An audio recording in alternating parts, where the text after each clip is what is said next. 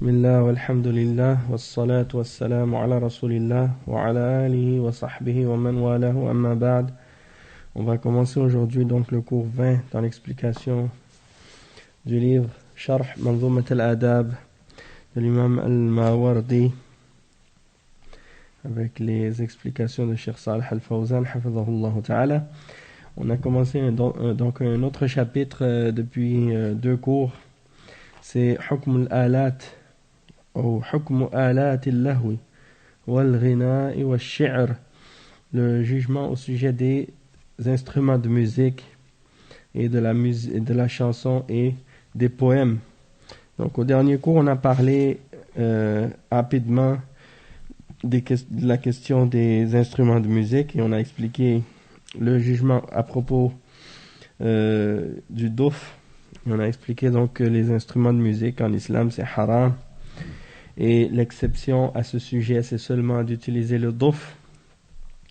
Et on a expliqué que c'est le douf qui n'a pas de cymbales, qui n'a pas de cymbales sur les côtés, donc comme un cerceau avec une peau tendue dessus. Et les femmes ont le droit de se réunir le jour de Eid ou le jour de mariage, lors de la fête du mariage pour annoncer le mariage, et elles peuvent frapper le douf et faire des chants, chanter des chansons traditionnelles. C'est pas comme certains. J'ai remarqué que ils se permettent beaucoup de choses en utilisant justement cet exemple de ce hadith qu'on a mentionné par rapport au douf. Et Cheikh Al-Albani il a expliqué ces points-là dans son livre Adab al-Zafaf. Il en a parlé un peu et d'autres ulama également en ont parlé. Et parmi les gens justement qui ont exagéré à ce sujet-là et qui ont essayé justement d'utiliser ça comme un prétexte pour rendre la musique halal, c'est Al-Qardawi dans son livre Al-Halal wal-Haram fil Islam. Il essaie d'utiliser l'histoire justement des femmes qui frappaient le douf le jour de Eid ou le jour d'une fête de mariage pour essayer de dire que ça c'est la preuve ou c'est un argument pour justifier la musique. Et bien entendu, les ulama, alhamdulillah, l'ont réfuté à ce sujet. Et parmi les ulama qui l'ont réfuté, il y a Cheikh Al-Fawzan qui a écrit un livre justement pour réfuter ce livre de Al-Qardawi. Et également Cheikh Muqbil Al-Wadi'i rahimahullah qui également a écrit un livre pour le réfuter, Al-Kalb Al-Awi Iskat Al-Kalb Al-Awi. Donc c'est un livre dans lequel il réfute Qardawi sur plusieurs de ses erreurs et donc d'utiliser l'argument du hadith des femmes qui se sont réunies pour frapper le douf. Premièrement, ça c'est un hadith qui mentionne juste la permission pour les femmes entre elles de frapper le douf et non pas dans des endroits où il y a de la mixité ou bien que ça donne pas la permission aux hommes de le faire puisque c'est quelque chose qui est spécifique aux femmes. Et en même temps c'est pas non plus comme certaines femmes qui font par exemple lorsqu'il y a un mariage pas seulement les femmes mais des gens en général, des familles, lorsqu'ils ont un mariage ils invitent des orchestres, un orchestre pour faire de la musique et ou bien un DJ, maintenant c'est plus moderne, ils invitent un DJ, donc ça c'est clair que c'est pas permis dans l'islam. Et surtout si le mariage il y a de la mixité, c'est encore plus grave. C'est encore plus grave comme péché. Surtout qu'on sait que dans les fêtes de mariage, les femmes, elles mettent leurs plus beaux atours en général et elles se maquillent et ainsi de suite. Donc d'avoir les hommes mélangés avec les femmes dans ce genre de situation, c'est encore plus grave qu'en temps normal. Et donc ce genre de choses c'est pas permis.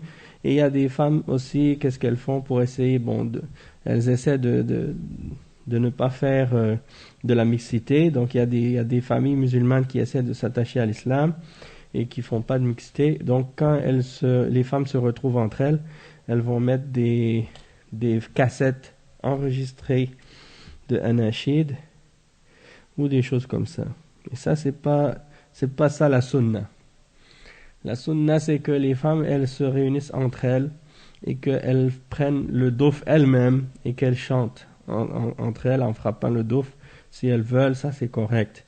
Mais de mettre des enregistrements ou des cassettes, ça c'est ouvrir une porte à la fitna aussi. Parce que maintenant, c'est rendu que certaines personnes, ils sont devenus des chanteurs professionnels d'anachid. Yani. Et les anachids, c'est pas quelque chose que quelqu'un doit faire comme un métier. De chanter, devenir chanteur, c'est pas quelque chose dans l'islam que quelqu'un doit faire pour un métier. Même si aujourd'hui, c'est devenu quelque chose qui est considéré pour certains comme étant un métier honorable, alors qu'en islam, c'est quelque chose qui est détestable et blâmable. Donc il n'y a pas de place dans l'islam pour ce genre de métier-là. Et également aussi les anachids soi-disant islamiques. Et bien, on a expliqué également que ça ne fait pas partie de l'islam. Puisque dans l'islam, il n'y a pas de anachid qu'on appelle islamique. Et il faut savoir une chose, c'est que lorsqu'on dit de quelque chose que cette chose est islamique, qu'est-ce que ça signifie? Qu'est-ce que ça implique? De dire que quelque chose est islamique, ça implique que cette chose-là, c'est une forme d'adoration. C'est-à-dire que c'est un moyen par lequel on peut se rapprocher d'Allah et que Allah a légiféré et qu'il aime. Et donc, si tu dis ça des anachids, ça implique quoi?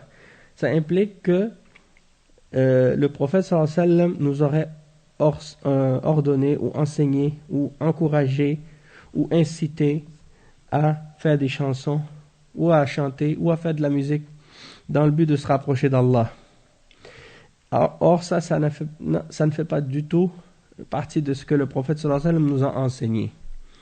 Et à la limite, il a permis aux femmes de chanter des chansons traditionnelles, pas des chansons religieuses, des chansons traditionnelles.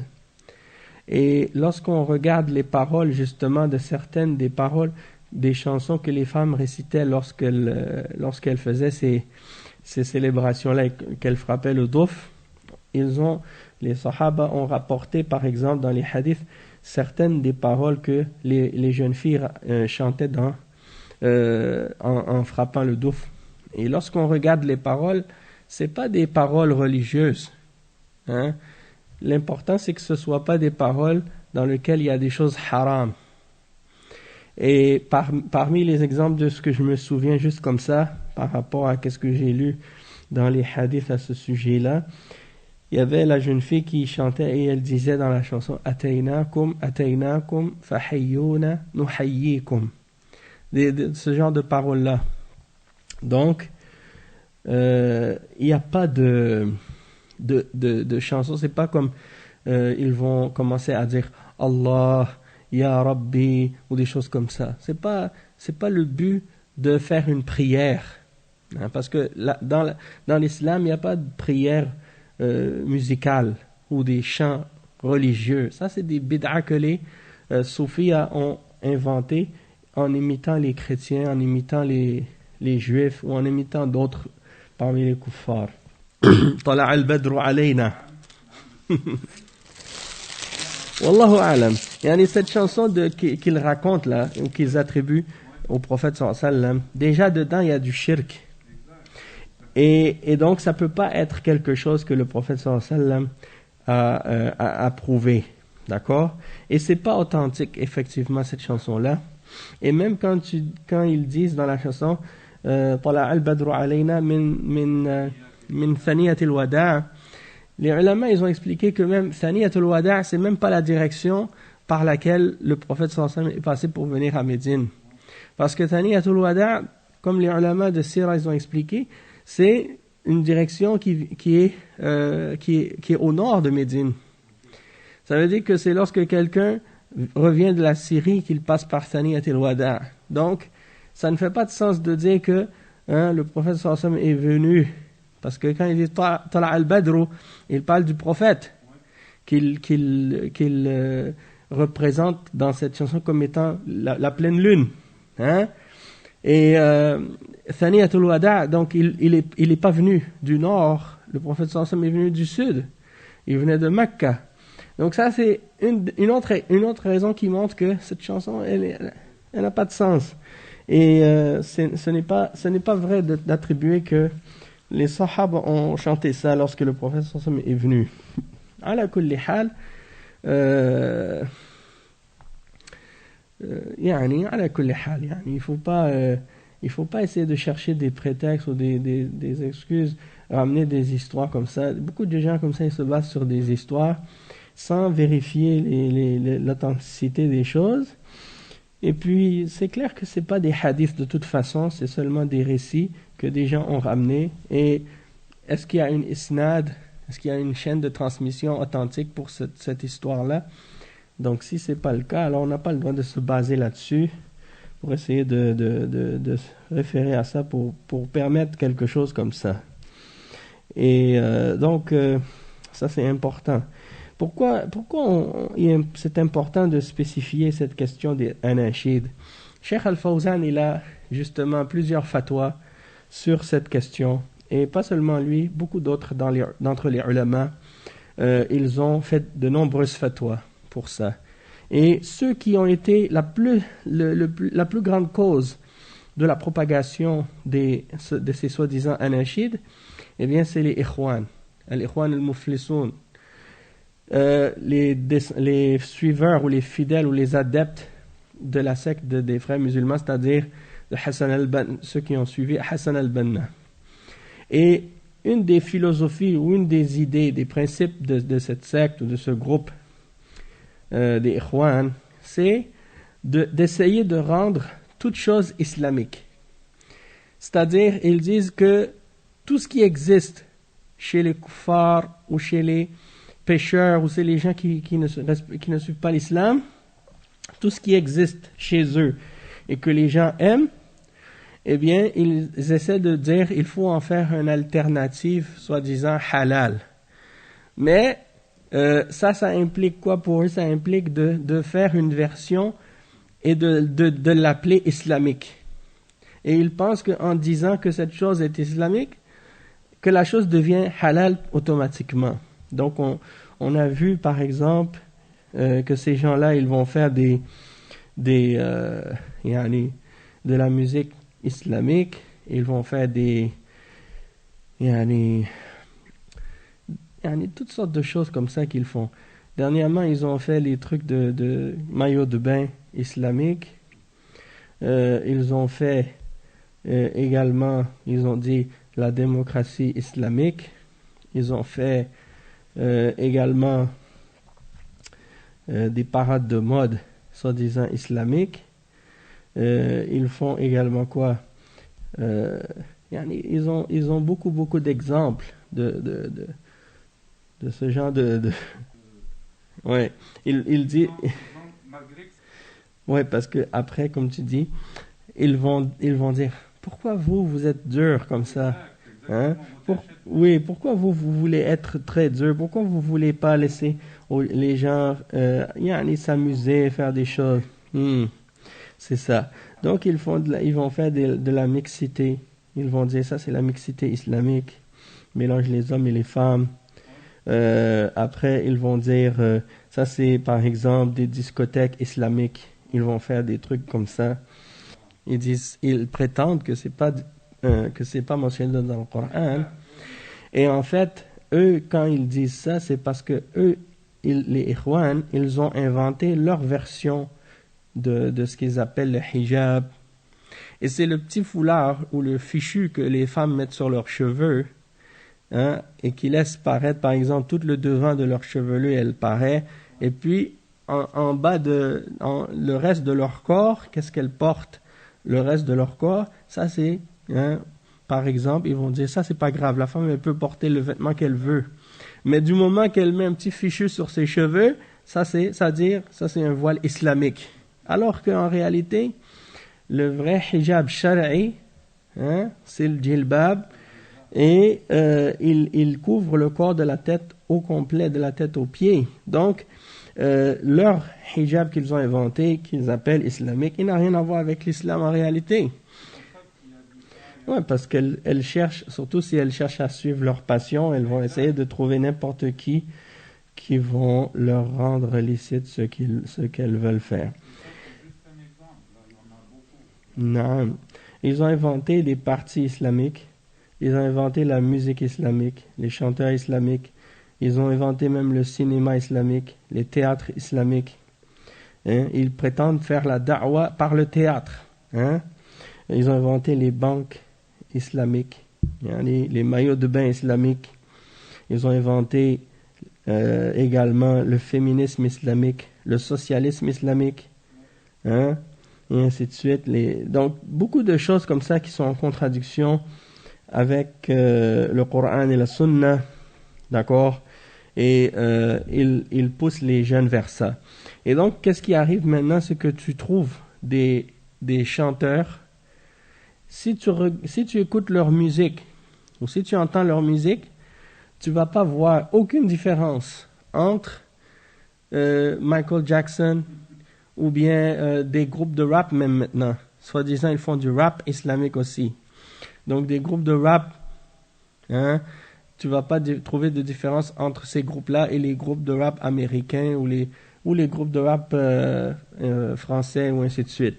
Et quand ils font leur rap, la seule différence c'est que ils vont faire des raps en mentionnant par exemple le nom d'Allah ou en disant des choses religieuses, et il dit ça c'est du rap islamique parce qu'on mentionne des choses religieuses. C'est la même chose exactement que ce que les chrétiens font, hein, dans les églises.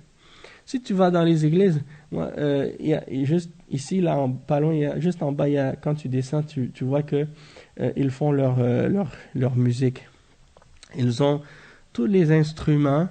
Et puis, ils font la même musique que qu'est-ce que tu entends dans les magasins. Là, quand tu rentres dans les magasins, tu entends cette musique.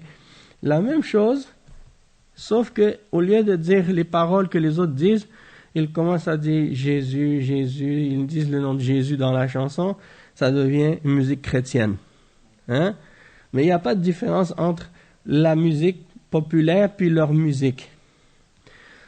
Et ces gens-là, les ikhwan et ceux qui sont de leur même catégorie, ils font la même chose au nom de l'islam.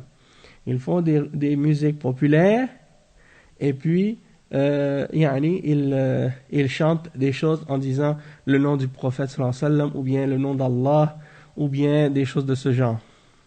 Et ça, c'est grave, et même que c'est peut-être même plus grave que la musique populaire.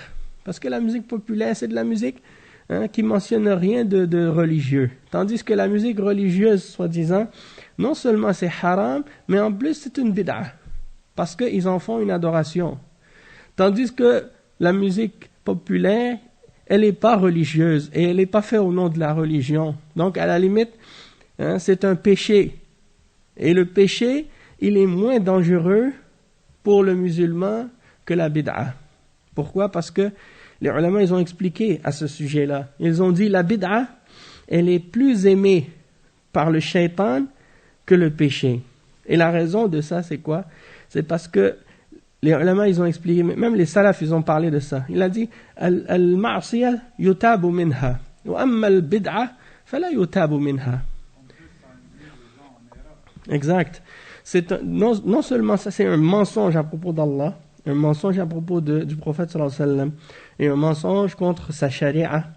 Et comme les salafs ont expliqué, la bid'a, tu t'en repens pas. Tandis que le péché, tu t'en repens. Pourquoi? Parce que le péché, quand tu le fais, tu es conscient en toi-même que ce que tu fais, c'est haram. Et tu ressens en toi-même un remords en le faisant. À la limite, tu peux t'en repentir parce que tu es conscient que ce que tu fais, c'est mauvais. Tandis que la bid'a, c'est le contraire. Celui qui fait une bid'a, il s'imagine que Allah aime ce qu'il fait et il pense même peut-être qu'il est récompensé en le faisant. Donc, comment cette personne va-t-il se repentir de quelque chose qu'il fait et il pense que c'est quelque chose que Allah aime? Donc, c'est très très rare qu'un innovateur ou quelqu'un qui fait des bid'a se repente de sa bid'a. Hein? Donc, c'est pour cette raison-là que le shaitan, il préfère la bid'a au péché, et c'est pourquoi le péché est beaucoup plus dangereux que la bid'a, parce que la bid'a, c'est une forme de législation religieuse, tandis que le péché, c'est juste une désobéissance simple à Allah. Et la bid'a, c'est une désobéissance en légiférant dans la religion.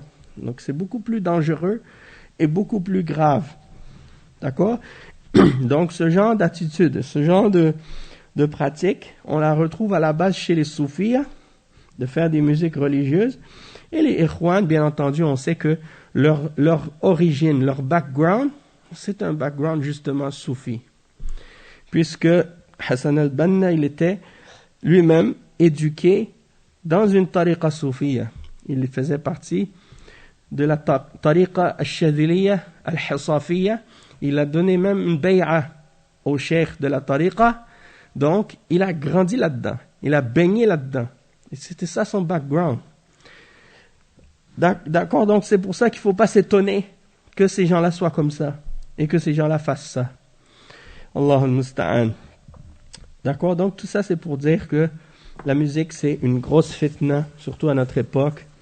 Et c'est même devenu pour certains non seulement un moyen de se distraire et de s'éloigner du rappel d'Allah, mais également c'est même parfois un mode de vie. Pourquoi? Parce que dans la musique, il y a des philosophies qui sont véhiculées, il y a des mentalités, il y a une mode, il y a une façon de s'habiller, il y a une façon de vivre qui est reliée à certains styles de musique. D'accord? Donc, si par exemple quelqu'un il écoute de la musique rap par exemple, eh bien il y a un mode qui est relié à ça.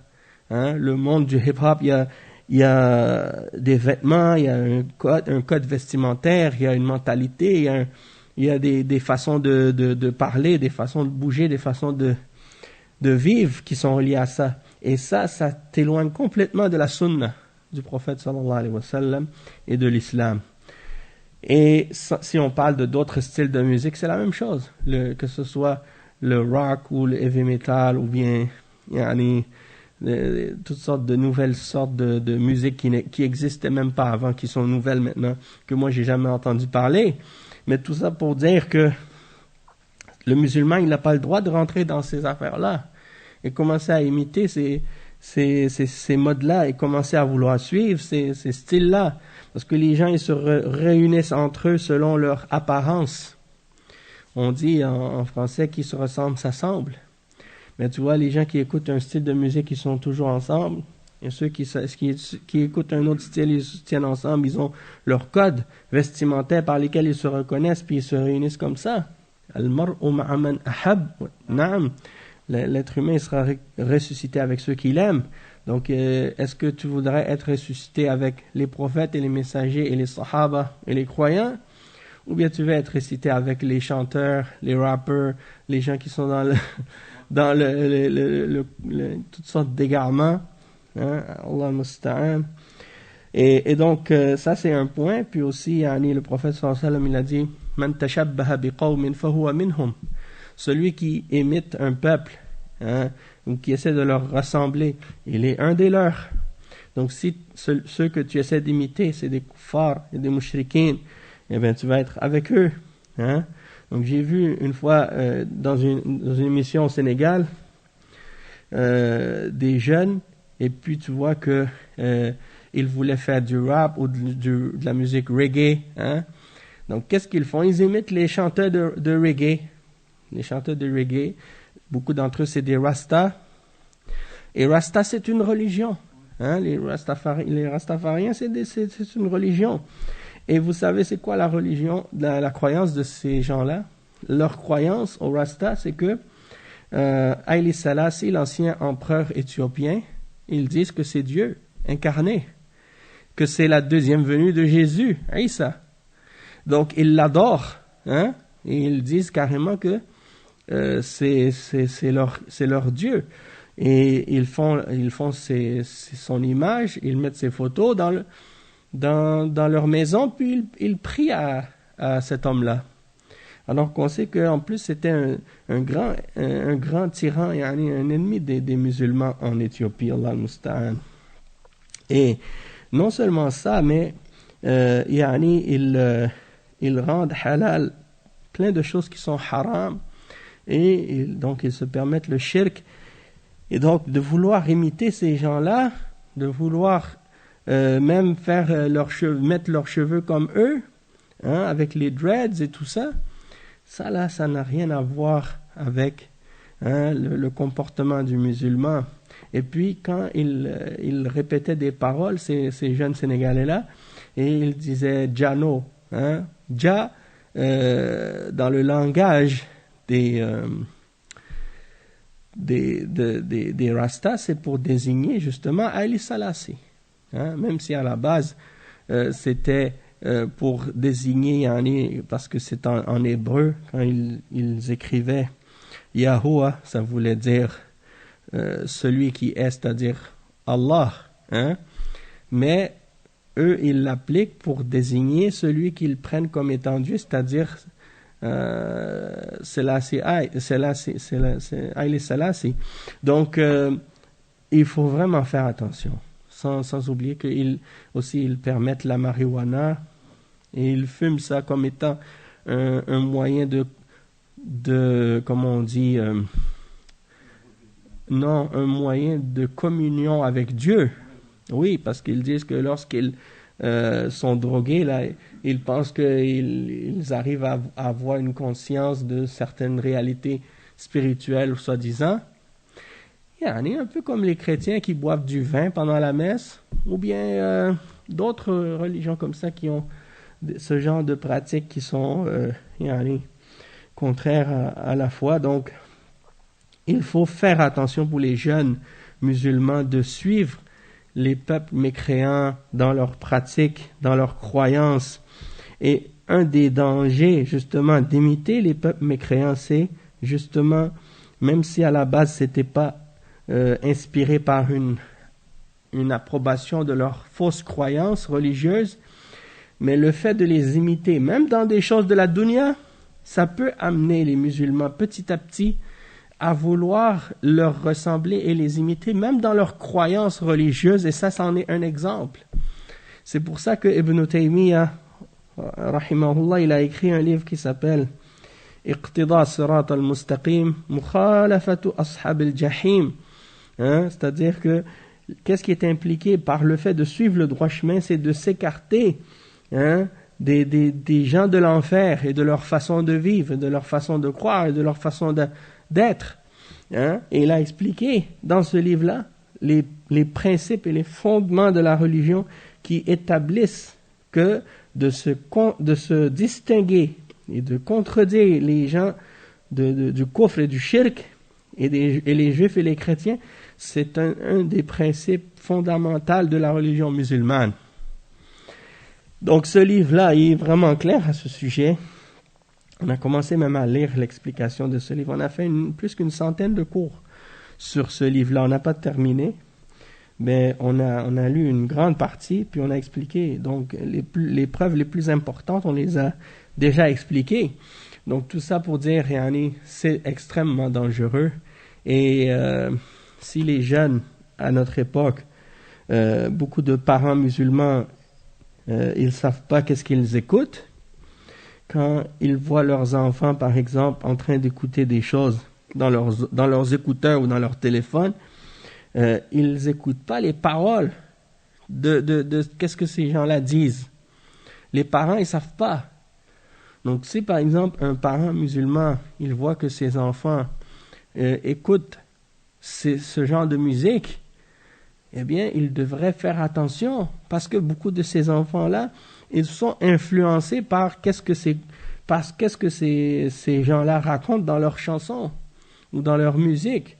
Et beaucoup d'entre ces gens-là qui chantent, ils ont un message dans leur musique. Et beaucoup d'entre eux, justement, leur message est corrompu parce que eux-mêmes, ils sont perdus et égarés. Et parfois, certains d'entre eux, ils s'imaginent qu'ils sont en train de transmettre un bon message, alors qu'en réalité, c'est de l'égarement. Et celui qui est égaré, il ne peut pas guider les autres. Pour que tu puisses guider les autres, il faut que tu commences par te guider toi-même et être bien guidé toi-même. Et si tu es ignorant, comment tu peux guider les autres? Et si t'es mal guidé ou tu es égaré, comment tu peux guider les autres? Tu ne peux pas. Donc, ces gens-là, ils pensent utiliser une bonne méthode. Il y en a beaucoup d'entre eux, je le sais. Il y en a parmi les jeunes qui sont rentrés dans des trucs de rap ou des musiques avec une bonne intention à la base, mais par ignorance. Ils pensaient qu'en faisant ça, il allait pouvoir passer un message aux gens ou faire réfléchir les gens ou des choses de ce genre. Mais ça, c'est pas la voie et c'est pas la méthode. Le prophète sallallahu alayhi wa sallam, il n'a pas utilisé cette méthode-là. Et si c'était la bonne méthode, c'est cette méthode qu'il aurait employée.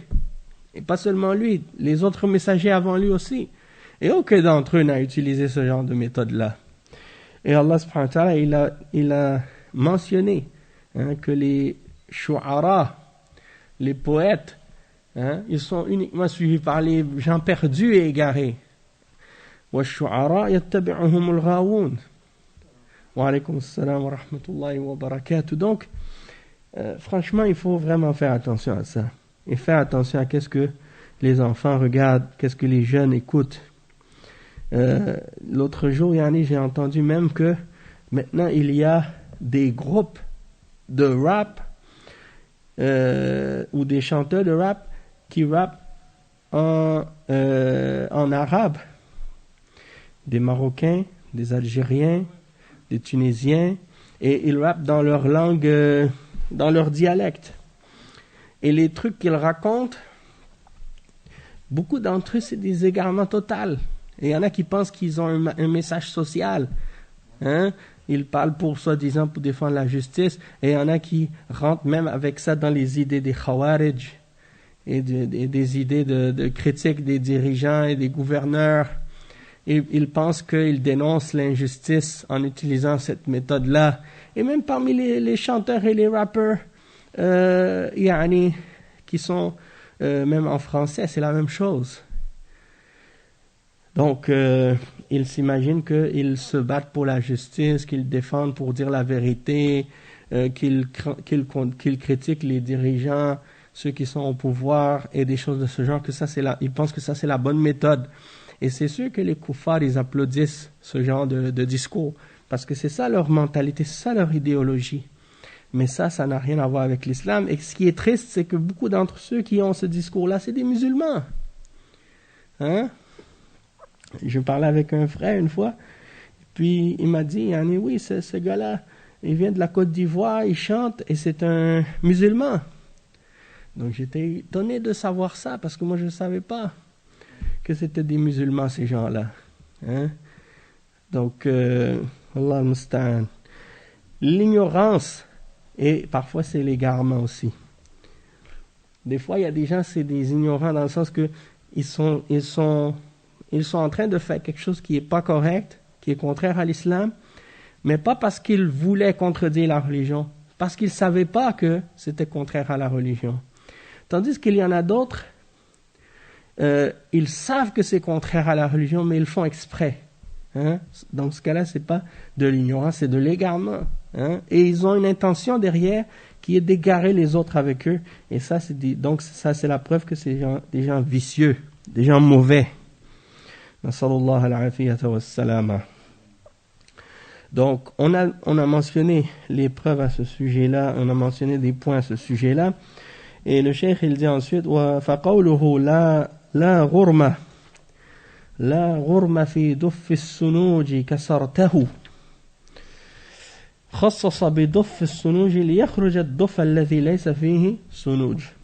Qu'est-ce que ça veut dire? Il dit, ça veut dire que si quelqu'un brise un duf sur lequel il y a des cymbales, il n'aura pas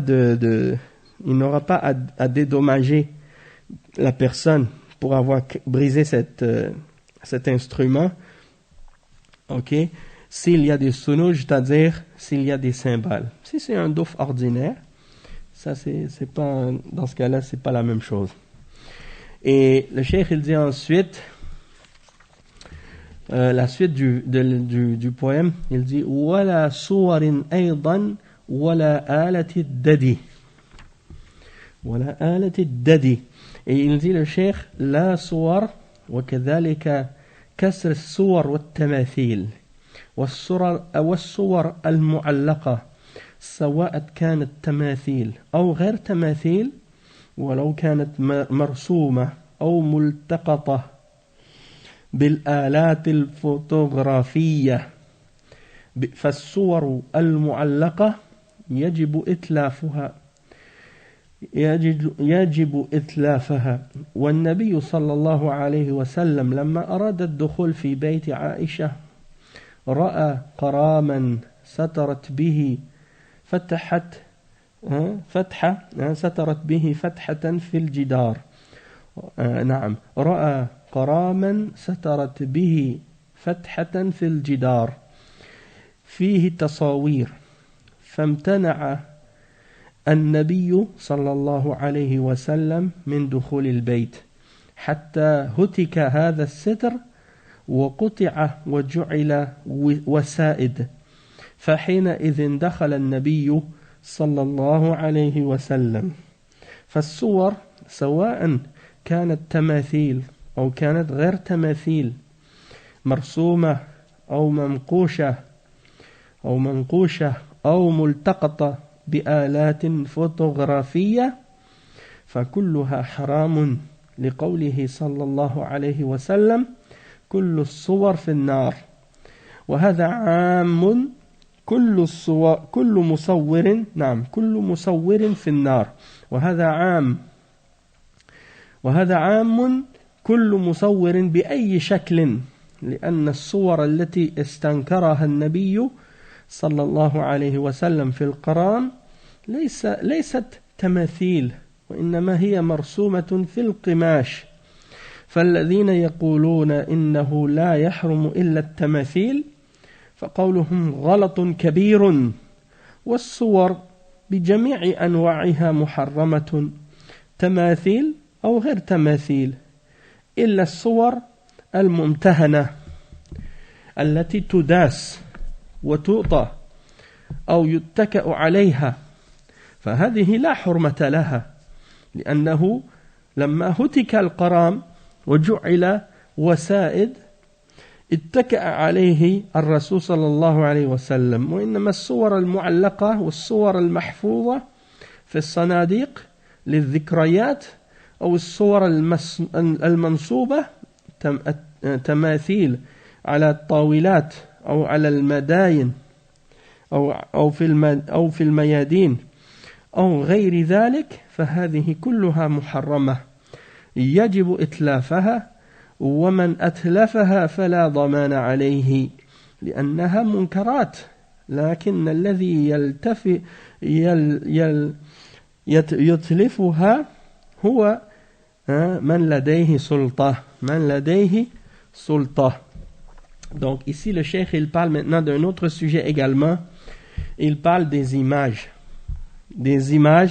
et des représentations.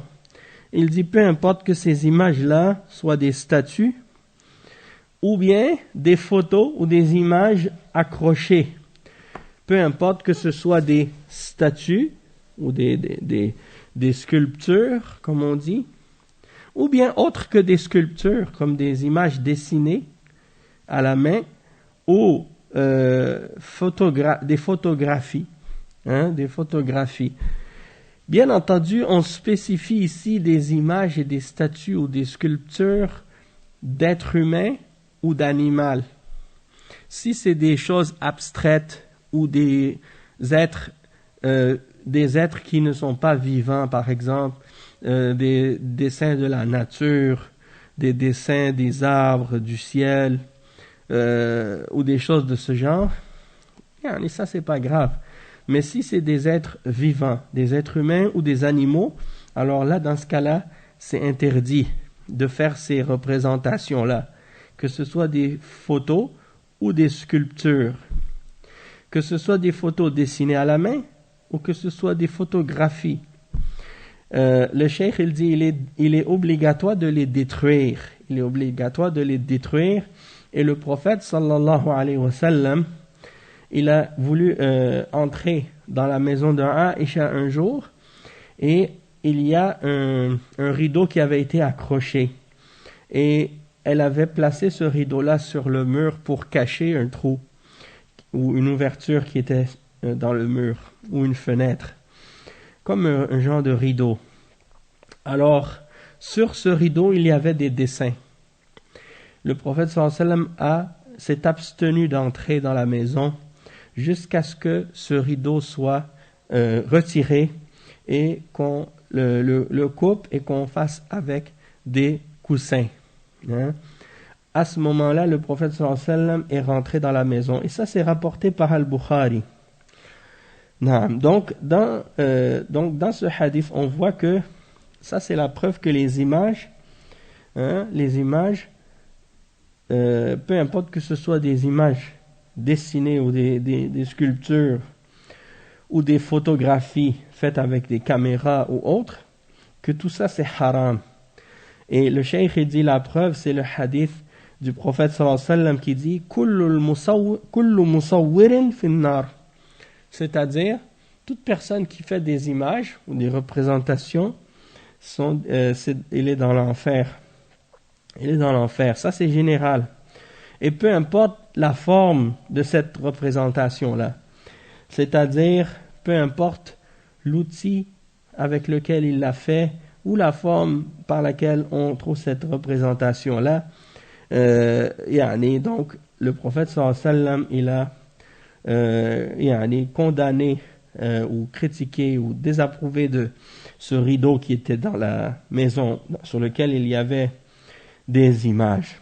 Et ça, c'est la preuve que c'est pas seulement les statues qui sont interdites, même les images dessinées sur du tissu. Pourquoi il spécifie ici? Parce que certains, par exemple, comme Al-Qardawi, dans son livre Al-Halal wa Al-Haram de l'Islam, il prétendait que c'est seulement les statues qui sont interdites. Tandis que si c'est pas des statues, si c'est des images 2 dimensions, dans ce cas-là, c'est permis. Sauf que il n'y a rien qui distingue dans la charia, dans les hadiths, entre les dessins 3 dimensions ou les dessins 2 dimensions. Tout ça, c'est considéré pareil. Tout ça, c'est considéré pareil parce que c'est des représentations. Oui, les photos qu'on prend des êtres humains ou des animaux, de nous-mêmes ou des autres, de la famille, tout ça, ça rentre là-dedans. Et le cheikh, il dit, donc ceux qui disent que c'est seulement les statues qui sont interdites, ça c'est une grande erreur, c'est une grosse erreur. Il dit que les images que les gens font sont toutes interdites, que ce soit des statues ou non, excepté, et là il y a une exception ici, excepté les images qu'on fait et qui sont rabaissées et dénigrées. Il dit comme par exemple les images sur des tapis sur lesquels on marche, ou des choses qu'on met par terre, ou les choses, des coussins sur lesquels on s'appuie quand on s'assoit dessus. Dans ce cas-là, il n'y a pas d'interdiction. Pourquoi? Parce que ces images-là ne sont pas respectées, ne sont pas vénérées. D'accord? On marche dessus et on les place sur... on les met sur des endroits où on va s'asseoir dessus ou marcher dessus ou s'appuyer dessus. Alors dans ce cas-là, c'est pas grave. Et la preuve de ça, c'est que le prophète sallallahu alayhi wa sallam, dans sa maison, lorsque le rideau a été enlevé, il a fait de ce rideau sur lequel il y avait des images, il en a fait des coussins pour s'asseoir. Donc, c'est la preuve que si ces images ne sont pas exposées ou élevées, que dans ce cas-là, c'est pas grave si on marche dessus, si on s'assoit dessus, ça c'est permis. Il dit ensuite que les images également qui sont... Donc toutes les autres images, les images qui sont accrochées au mur, Comme les gens, par exemple, qui mettent des cadres et qui mettent des photos de famille dans leur maison. Ça, tu trouves ça chez certains musulmans. Quand tu rentres chez eux, tu vois que sur le mur, ils ont mis les photos de leurs enfants ou les photos de leur famille ou les photos de leurs parents. Ou bien sur une commode, ils mettent, par exemple, des petits bibelots d'animaux ou d'êtres humains. Tout ça, c'est haram. Tout ça, c'est interdit. Parce que le prophète sallallahu alayhi wa sallam, il a maudit ceux qui font des images, ceux qui font des représentations. Et ça vient des koufars. Il y en a beaucoup de ces pratiques-là, ça vient des koufars. Vous voyez, par exemple, chez les Grecs, les Romains, ils aimaient faire des statues, des sculptures. Et ils adoraient ces images-là aussi. Chez les hindous, la même chose. Chez les bouddhistes, vous trouvez la même chose. Ils font des statues puis ils adorent ça. Comme vous avez dit tout à l'heure pour la chanson, il y en a qui en ont fait des métiers, c'est la même chose pour la photographie. Exactement. Il y en a des millions qui ont pris comme métier photographe. Bon, il y en a qui sont des photographes professionnels et il y en a qui font, par exemple, des images de personnes. Et sans compter ceux qui font des photos de ce qui est haram. D'accord? Donc ceux qui font des photos de ce qui est haram, ça c'est encore pire. Mais ceux qui font des photos d'êtres humains, ça c'est haram en soi. Mais s'ils font des photos d'êtres humains en train de faire ce qui est haram, ou de façon pour montrer ce qui est haram, alors ça c'est encore plus grave. Il y a des gens, Allah musta'an, comme on parlait du mariage tout à l'heure, il y a des fêtes de mariage. Il y a des gens, quand ils se marient, non seulement ils font la mixité dans leur mariage, mais peut-être même que certains, ils font même pas la mixité, mais ils vont amener dans leur mariage des caméras pour filmer la célébration.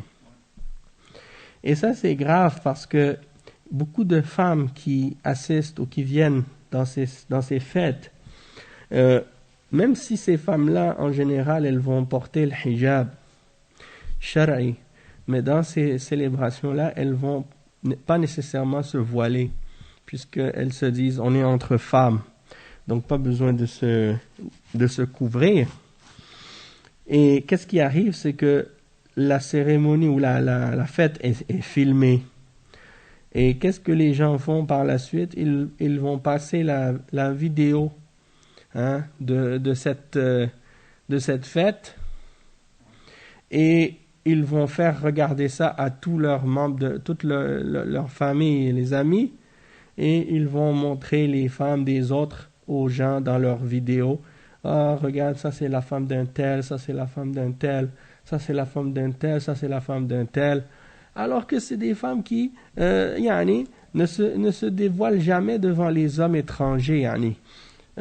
Sans oublier des filles parfois qui sont voilées, soi-disant, puis qui ont ouvert des comptes sur Twitter ou bien sur Instagram ou bien sur Facebook ou bien sur YouTube et qui vont commencer à se montrer sans voile. Ça, c'est complètement ridicule. Comment une femme qui met son hijab et qui va après s'exposer dans ses images ou dans ses photos sans voile ou sans hijab. Ça, c'est complètement ridicule, Allahul Musta'an. Mais c'est ça la réalité actuellement de beaucoup de gens. Ils n'utilisent pas leur esprit. Et peut-être que certaines parmi ces filles-là, elles voient que d'autres filles, justement, qui ne craignent pas Allah, elles reçoivent beaucoup de commentaires ou de compliments elles ont une certaine popularité parce qu'elles voient que des gens les suivent. Elles se disent, peut-être moi aussi je pourrais être populaire si je montre, je me montre et je me dévoile. Alors elles sont tentées par le shaitan, pour faire ce genre de choses. Et elles pensent que dans cette popularité-là, il y a un bien pour elles. Et c'est triste parce que la réalité de la popularité, c'est que c'est juste une fitna. Et souvent, la popularité, ça n'amène que le malheur. Surtout pour les femmes. Déjà pour les hommes, c'est un malheur. Alors imaginez pour les femmes. Hein, c'est encore plus grave. Nasallallahu al-afiyah. Donc, qu'est-ce que les gens ont besoin de toi quand tu es populaire? Qu'est-ce que les gens veulent de toi quand tu es populaire? Hein? Yani, subhanallah, de toute façon, qu'est-ce que tu peux leur donner? Hein? Ta popularité, c'est souvent juste une façon pour yani, te détourner du droit chemin. Naam. C'est pour ça, une fois que je disais, yani, le succès, ou ce que certaines personnes considèrent comme étant le succès, c'est en réalité le plus grand échec. Ça, c'est la vérité. Et beaucoup de gens, par exemple, qui s'imaginent avoir réussi ou avoir accompli quelque chose dans la vie, si tu regardes sincèrement sur le point de vue de la foi, sur le point de vue de la religion, tu vois que ces gens-là, en réalité, c'est un grand échec, leur vie. Exactement. Le vrai succès, comme tu dis, c'est dans l'au-delà. C'est pas dans ce bas monde. Et la réalité de leur situation, c'est lorsqu'ils vont être debout devant leur Créateur au jour de la résurrection et qu'ils vont réaliser que tout ce qu'ils pensaient avoir comme succès dans ce bas monde, c'était en réalité uniquement une illusion et que tout ça, c'était contre eux en réalité. Hein? Donc quand tu vois des gens qui sont heureux d'avoir réussi à faire ou à accomplir certaines choses dans ce bas monde, hein? Que ce soit parce qu'ils ont reçu de l'argent ou parce qu'ils ont réussi à faire un projet qu'ils voulaient ou d'obtenir quelque chose qu'ils désiraient. Et puis, par la suite, ils réalisent que, hein, certains parmi eux, ils réalisent que c'était pas un bien et ils reviennent au droit chemin. Mais d'autres, malheureusement, ils sont restés aveugles. Donc, c'est pour dire. Il y a des choses, parfois, tu regardes à un certain moment de ta vie et tu le désires profondément et tu penses que tu ne pourras jamais être heureux dans ta vie sauf si tu as cette chose et sauf si tu l'obtiens cette chose. Et si Allah subhanahu wa ta'ala t'en a privé de cette chose, tu penses que tu es la personne la plus malheureuse du monde. Et le temps passe et plus tard, tu commences à comprendre et à réfléchir et tu regardes en arrière et tu dis Alhamdulillah que Allah ne m'avait pas donné cette chose parce que s'il me l'avait donné, ça aurait été la perte. Ça aurait été un malheur pour moi. Hein? Donc c'est juste pour dire, Yani, comment parfois un mal ou quelque chose que tu considères être un mal peut être en réalité le plus grand bien pour toi, tandis que parfois le plus grand bien, toi tu penses que c'est un mal, mais c'est le plus grand bien en réalité. Exactement. Comme le verset dans Surat Al-Baqarah, il se peut que vous aimiez une chose, hein, alors que c'est un mal pour vous. Il se peut que vous détestiez une chose, alors que c'est un bien pour vous. Wallahu ya'lamu wa antum la ta'lamun. Donc c'est Allah qui sait, vous ne savez pas. Donc il faut arrêter de voir le monde ou voir la vie avec les yeux des kuffars et les lunettes des kuffars. Il faut commencer à voir la vie avec les yeux des mu'minin, avec le regard des prophètes et des messagers d'Allah et des croyants. Parce que c'est la seule façon de vivre une vie qui est droite sur ce que Allah aime. Mais d'arriver à comprendre ça prend parfois une guidance, il faut que la personne soit bien guidée pour pouvoir comprendre cette réalité-là. Allah al-Musta'an. Donc il dit le cheikh, il faut donc les photos qui sont accrochées, les photos qu'on garde par exemple dans des coffres ou dans des boîtes pour les souvenirs, hein, les photos qui sont accrochées au mur ou sur les tables, hein, ou dans des commodes ou dans d'autres dans des endroits que les gens ils mettent leurs photos pour montrer. Il dit tout ça c'est haram. Et il dit il faut les détruire. Il dit si quelqu'un les détruit, il n'aura pas à dédommager la personne à qui ces photos-là appartiennent, parce que ce sont des choses haram, des mauvaises choses. Il dit toutefois, c'est seulement celui qui a une autorité qui a le droit de les détruire. Sinon, tu ne dois pas le faire. Tu vas faire de la fitna, tu vas faire des problèmes si tu fais ça. Donc moi je me rappelle à l'époque, quand je suis devenu musulman, j'étais jeune, j'avais 16 ans quand je suis devenu musulman. Mais, alhamdulillah, yani, ma mère, yani, c'est sûr que ma mère, elle m'aimait beaucoup et qu'elle me faisait beaucoup confiance, yani, de façon générale. Et elle avait certains bibelots, des trucs comme ça. Moi, je les cassais toutes à chaque fois. Je les prenais, je les cassais. Et puis je lui disais, mamie, même dans la Bible, c'est interdit, pourquoi tu fais ça? C'est sûr qu'il y en a des gens qui ont des parents qui sont vraiment durs, sévères. Si tu fais ça, ils vont te tuer. Mais ma mère n'était pas comme ça. Ma mère, elle n'était pas contente, mais elle n'allait pas me punir pour ça. Et puis Allah, il l'a guidé. Allah l'a guidé à l'islam quelques temps après. Donc, alhamdulillah. Mais c'est ça. Il y a d'autres personnes, ils sont dans d'autres situations. Je sais que si certains parents, là, si tu brises leur bibelot, pas par exprès, même par accident, par accident, tu accroches ça, Si par exemple, tu dis ils à ton vont... père qui accroche la photo de sa mère ou son père Oui, sur le mur, tu lui dis oui, juste par erreur, oui. prendre pour un coup. Ah non, c'est ça, et surtout à notre époque. Pourquoi les gens, comme tu dis, ils vont te prendre... Si tu leur dis, écoute, ça c'est haram, t'as pas le droit de mettre sur le mur. Ils disent, quoi? Qu'est-ce que tu racontes? C'est quoi ça? Ils vont penser comme si... Qu'est-ce que tu es en train de leur dire là? C'est comme si tu es devenu fou. Et si tu le fais sans leur demander de conscience, ça va être peut-être la coupure avec cette personne. Oui, ça va être peut-être... Oui, ils vont te bannir totalement. Donc c'est pour ça qu'il faut utiliser la hikmah, sagesse. Et puis aussi, il faut tenir compte de la situation. Et c'est pour ça que le cheikh, il dit لكن الذي يتلفها هو من لديه سلطة. Celui qui a le pouvoir dans la maison, c'est qui? C'est le père de la maison. Si le père, il décide de le faire parce qu'il a compris que c'est haram, dans ce cas-là, lui, il peut le faire. Mais toi, fais-le pas. Si tu sais que ça va amener du mal ou des problèmes.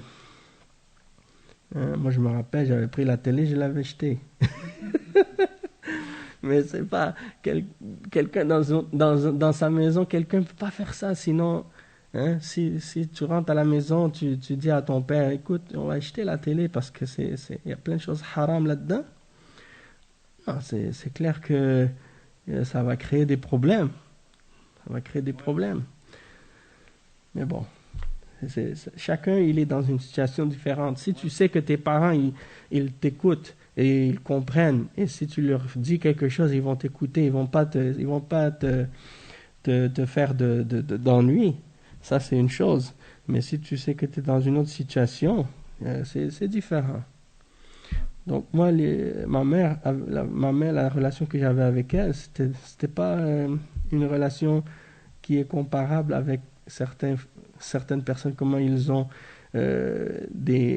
comme par exemple leurs parents qui sont très très sévères, qui sont très durs. S'ils font quelque chose, ils vont être punis. Ma mère était très très douce avec moi, très compréhensive, et elle était patiente aussi. Puis quand elle a su que je suis devenu musulman, elle a essayé de comprendre, elle voulait discuter, elle voulait me demander des informations. Elle avait des discussions pour essayer de comprendre elle aussi. Puis finalement, alhamdulillah, Allah subhanahu wa ta'ala l'a guidée à l'islam par la suite. Donc ça a été un bien, alhamdulillah. Ensuite, le cheikh, il explique, il dit وَالنَّبِيُّ صلى الله عليه وسلم يقول لعلي رضي الله عنه لا تدع صورة إلا طمستها قال علي لأبي الهياج التابعي ألا أبعثك على ما بعثني عليه رسول الله صلى الله عليه وسلم أن لا تدع صورة إلا طمستها ولا قبرا مشرفا إلا سويته وهذا ما أمر به النبي صلى الله عليه وسلم طمس الصور أما أنها تزوق وتعلق ويعتنى بها وعليكم السلام وتوضع في براويز للزينة فهذا كله من دين الجاهلية وهذا هو الذي أوقع قوم نوح في الشرك لما نصبوا الصور وعلقوها وطال الأمد نسي العلم وجاء الجهال جاء الشيطان وقال إن آباءكم ما نصبوا هذه الصور إلا ليعبدوها من ذلك الوقت حدث الشرك في الأرض ثم بعث الله نبيه نوحا عليه السلام ينكر عليهم ذلك فعصوه وقالوا لا تذرن آلهتكم ولا تذرن ودا ولا سواعا ولا يغوث ويعوق ونصرا أي لا تطيعوا نوحا ولا تتركوا هذه الآلهة وهذه الصور هكذا يوصي بعضهم بعضا والعياذ بالله وهذا أصل الصور وهذه مضرتها على الأمة أنها منشأ للوثنية ولو على المدى البعيد والشيطان لا ييأس إذا رأى في الناس قوة وصلابة ودينا سكت ينتظر فإذا ضعف المسلمون ومات العلماء فإنه يدب إلى المجتمع ويزين لها أو يزين لهم ويوقعهم في الشرك ولو على المدى البعيد لأنه لا ييأس وإنما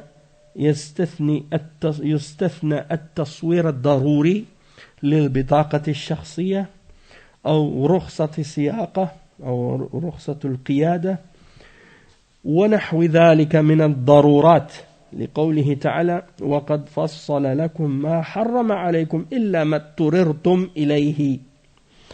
Donc le cheikh il termine ce sujet-là en mentionnant l'exemple de Ali radiyallahu anhu que le prophète sallallahu alayhi wa sallam lui a dit comme c'est rapporté par Muslim ne laisse aucune image sans la détruire. Et Ali radiyallahu anhu par la suite à son époque il a dit à un tabi'i Abu al-Hiyaj il lui a dit veux-tu que je t'envoie dans une mission dans laquelle le prophète sallallahu alayhi wa sallam m'avait envoyé? Ne laisse aucune image sans la détruire et ne laisse aucune tombe surélevée sans la niveler. Et donc, ça c'est ce que le prophète sallallahu alayhi wa sallam avait ordonné, de détruire les images. Et il dit que aujourd'hui les gens qu'est-ce qu'ils font? Ils les embellissent, hein, ils s'en occupent, ils les gardent, ils mettent des cadres pour les afficher. Il dit tout ça, ça fait partie de la religion de l'ignorance, la religion pré-islamique.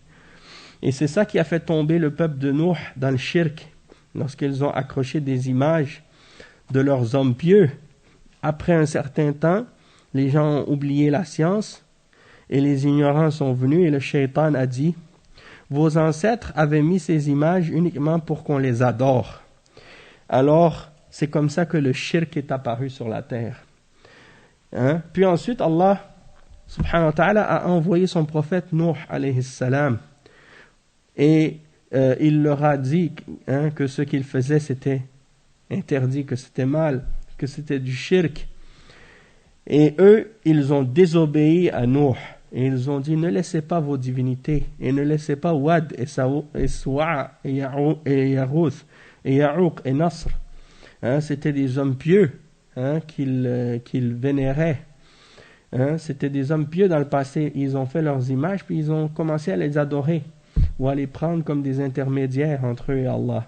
Alors ils ont dit n'obéissez pas à Nuh et continuez de les adorer, ces images.